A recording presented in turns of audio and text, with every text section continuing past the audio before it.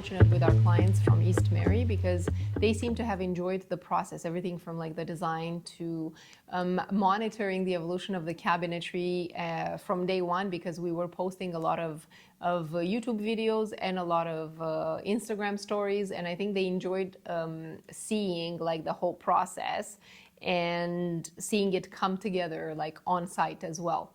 And I hope they're just as proud of the final result as we are. Marco is finishing up the handles in the laundry room / pantry. Me, I'm going into the walk-in closet.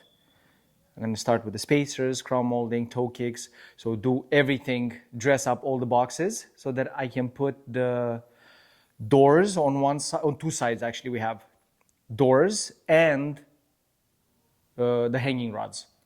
And then the closet is going to be done, and hopefully I can get that done today and start working on the master vanity. And then we're going to have the built-in left in the master bedroom, the steamer unit, it's a tall unit, and the powder room. And we'll be out of here like in 3 weeks. Hopefully not. I just noticed something that bothers me.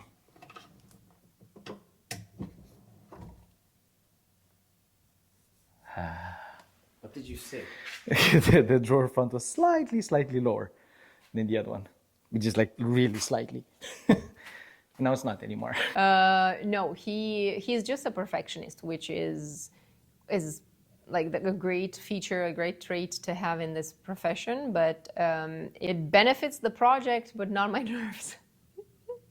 He gets in his own mind too much sometimes, and he's looking for perfection in every detail, and that kind of contrasts a lot with the never-ending question of timelines everywhere, because you can't have timelines and do everything absolutely exactly perfect. So yesterday I put all these ones on, so using the jig to make sure the holes are in the center, obviously because we don't want them off center, and then today just finishing this one, which it looks like they didn't give us enough, whoever purchased them, so we're short one, but that's fine, we'll be able to figure that out, I'm sure.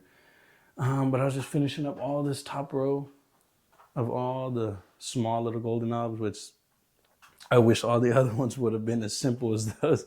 It's just one hole and one screw. So there's one here, and then one here, and then this piece here and here is separate from the screw, so then we got to make sure the hole is big enough for those to even go in. So we have to use like multiple drill bits. All I do is just hold it with one screwdriver while I tighten the back. So whenever I tighten that one up, it's in a position.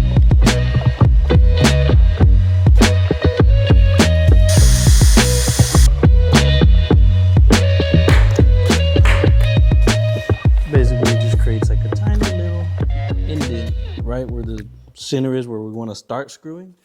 Just because it's at the tip of this bit, it's got the little point, just so it starts smooth in there, rather than if it was just flat and I was starting here and I accidentally move or something, it might slide over. So basically what I'm doing here, what Sergio showed me, is to put this behind and kind of press to try to keep the back from exploding like this, and then it's gonna look all funky. We're trying to avoid that.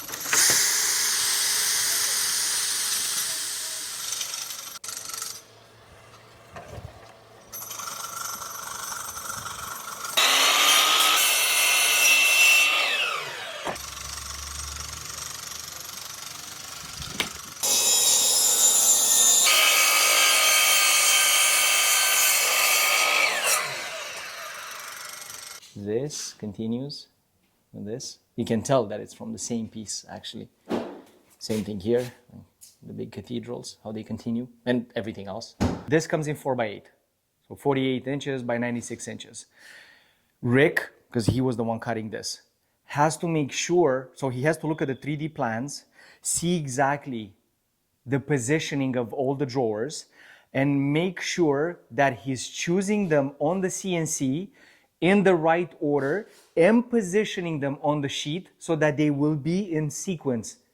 So this was one piece of one 4x8 sheet, and he cut 3 drawers out of it. Most likely this was on top of it, cutting 3 drawers, because you have, let's say this is the sheet and you take 6 drawers out of them, out of the piece. You take 3 and you put them next to it, the other 3, and everything is continuous because you want vertical in this case, grain continuation. So he had to think of how to position them on the sheet and then keep track of which one is the front, which one is the back when it goes to staining, sealing, and clear coating. Because you could, by mistake, top coat this as being the back. There's going to be a slight difference in sheen between them. So even though you would have the continuous grain, they would look slightly different, because always the back of a door or a panel that goes through the chefla, through the spraying robot, has minor deficiencies, which again don't matter because they're in the back. Most likely, here we have 9. 1, so 3, 3, 3. They did not fit in one sheet because they don't fit width-wise to put them both one next to the other because they're larger than the actual sheet. And they don't fit height-wise to put them all one on top of the other one in the 8 feet length of the sheet. So most likely, 2 of them, 2 sets, were staggered, cut out of one sheet, and then something else that fits on that sheet has been nested there or arranged there, and the other bank of 3 drawers were cut from a separate sheet. Let's say something were to happen with this drawer front, I cannot redo just this drawer front. I would have to redo all 3 of them because they're grain matched.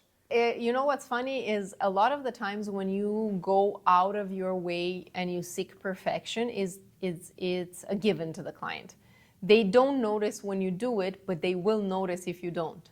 1, it doesn't yield the material properly, so you lose a lot of material when you're nesting it. So when you're manufacturing, you will lose material because, like I said, it doesn't fit in the sheet, and most likely the leftover that you'll have will not fit anything else.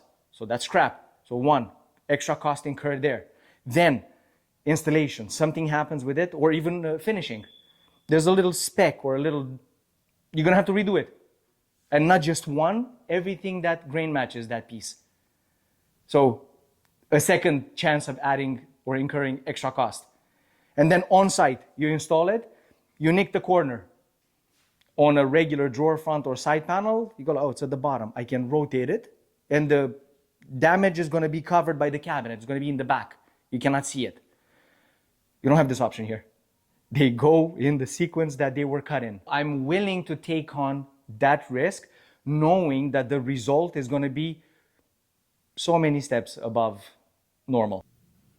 It's one of those situations where they take it for granted, not understanding what goes into that perfect cut and into that perfect cope, and how much time is is put into achieving that perfect look and achieving that minimal gap and achieving like the perfect line of caulking that is no bigger than a 1/16 of an inch.